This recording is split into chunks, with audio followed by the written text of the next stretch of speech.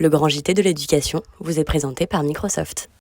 Bonjour Guillaume. Bonjour Virginie, bonjour à tous. Alors Guillaume, on ouvre ce journal avec ce chiffre tout à fait étonnant. Un jeune sur 5 ne sait pas reconnaître une courgette. Oui, c'est une information qui pourrait faire sourire si elle n'était pas affligeante et si elle ne posait pas énormément de questions sur l'éducation alimentaire des Français. Tout vient d'un sondage, d'une enquête Harris Interactive, les Français et l'alimentation quotidienne, qui analyse un petit peu les usages des Français. Bon, on n'apprend pas grand-chose de très étonnant. Les gens cuisinent peu, les gens cuisinent mal et les gens mangent mal. Voilà ce qu'il faut en retenir. Mais il y a un chiffre qui a tout particulièrement retenu notre attention, c'est ce chiffre. Donc, un jeune sur 5 ne sait pas reconnaître une courgette. Quand on montre une photo de courgette à des jeunes âgés de 18 à 24 ans, on parle même pas d'enfants, 18 à 24 ans, eh bien 18% d'entre eux pensent que c'est un concombre, 2% pensent même que c'est une aubergine. On ne sait pas trop ce qu'ils mangent à la maison.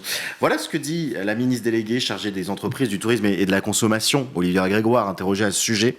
L'éducation alimentaire est à la fois un enjeu d'égalité des chances, un enjeu de santé publique et un enjeu de pouvoir d'achat. Bon, il y a encore du boulot à faire et donc, pour être bien au clair avec tout le monde, on va regarder cette petite image, Virginie. Ceci est une courgette. Tout à fait. Ni un concombre, ni une aubergine, ni un Big Mac, c'est une courgette. Merci pour l'information Guillaume. On poursuit direction Paris désormais où des chefs d'établissement se sont réunis hier à Place de la Sorbonne. Leur objectif, alerter sur les menaces qu'ils subissent. Oui, souvenez-vous, la semaine dernière, un proviseur de lycée a été menacé de mort après avoir demandé à une jeune élève voilée de retirer son voile. Et bien donc ces personnels de direction, ils se sont retrouvés hier. Ils étaient près de 140 personnels de direction, 160 même principaux de collèges et de proviseurs. C'est la moitié des personnels d'encadrement et de direction parisiens. Voilà ce que dit l'une des principales interrogées sur ce sujet. Nous nous rendons compte que notre métier devient de plus en plus compliqué. C'est sur France Info qu'elle l'a dit. De plus en plus difficile et parfois nous avons besoin d'un minimum de reconnaissance.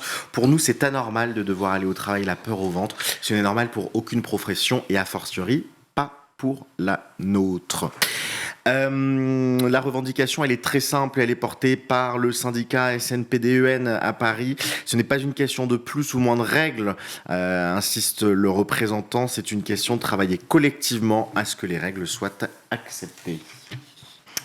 On part en direction Grenoble où les syndicats sont vent debout contre Gabriel Attal. Le Premier ministre, donc, il l'accuse de népotisme. Oui, alors c'est une bien étrange affaire dont on va vous parler désormais. Népotisme, le mot est fort et il n'engage pour l'heure que l'intersyndicale du 38, donc, qui s'est réunie pour exposer les faits suivants. La veille des vacances de décembre 2023, apprend-on dans un communiqué de presse, Monsieur Bellido, professeur d'espagnol à la Cité internationale Europol de Grenoble, est appelé par le téléphone par le chef d'établissement. Il est malade et en arrêt et le proviseur lui signifie qu'il devra abandonner sa classe de seconde à la rentrée de janvier pour prendre une classe de 4e au collège.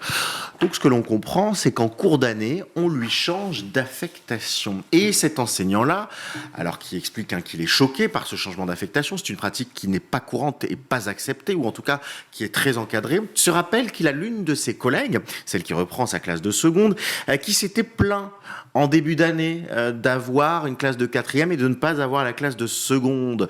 Elle avait demandé à changer de classe, mais c'était impossible. Le rectorat s'y était opposé.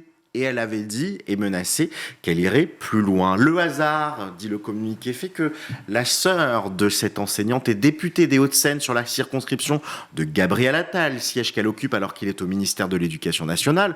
On est, rappelons-nous, au mois de décembre. Bizarrement, la proviseure titulaire n'est pas celle qui a signifié la décision à Monsieur Bellido. Coïncidence, elle est en arrêt depuis que l'ordre est venu d'en haut. Les accusations portées par cette intersyndicale sont très simples. Ils entendent que Gabriel Attal serait directement intervenu dans les choix d'affectation, ce qui est extrêmement rare. Népotisme donc, disent-ils, ce sont les propos du syndicat. Ils exigent en tout cas que le collègue soit rétabli dans ses droits et qu'il retrouve ses élèves et puisse finir l'année comme prévu. Pour l'heure, pas de réponse du côté du ministère, parce qu'il faut dire que si l'affaire était avérée, elle serait bien embêtante. Affaire à suivre donc. On termine ce journal avec ce scandale mis en lumière hier par un documentaire de l'émission Vert de rage sur France 5. 30% des écoles françaises comprendraient de l'amiante.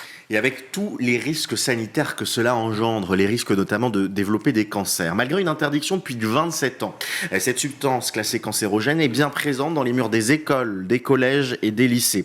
Alors dans les collèges et les lycées, la situation est plutôt bien gérée. En fait, on sait où sont situés les endroits où il y a de l'amiante et la consigne, c'est de pas percer dedans. Tant qu'on perce pas, il se passe rien. Dans les écoles primaires, la situation est plus compliquée. Et là, l'alerte, elle est donnée par l'ancien président de l'Observatoire national de la sécurité et de l'accessibilité des établissements d'enseignement, Jean-Marie Schléré. Voilà ce qu'il dit. La communication fonctionne mal alors qu'elle fonctionne très bien dans les collèges et les lycées avec les départements et les régions pour savoir où se situent les murs amiantés. Collège, ça dépend des départements. Lycée, ça dépend des régions. Mais les écoles primaires, eh bien, ça dépend en général des mairies avec des directions qui passent et qui n'ont pas forcément les informations. Au micro d'Europe 1, une ancienne directrice témoigne, et elle témoigne également dans ce documentaire, et elle est atteinte d'un cancer, un cancer sans doute lié à l'amiante. Voilà ce qu'elle explique. Lorsque j'étais directrice, j'ai reçu une commission de sécurité qui m'a dit surtout ne faites pas de trous. Ah bah il était temps de me le dire, ça fait déjà 10 ans que je suis dans l'école et que je fais des trous. Selon Santé publique France, chaque année, une soixantaine d'enseignants ou d'agents ayant exercé en milieu scolaire développent donc des cancers liés à l'amiante. Merci Guillaume. Vous avez regardé le Grand JT de l'éducation avec Microsoft.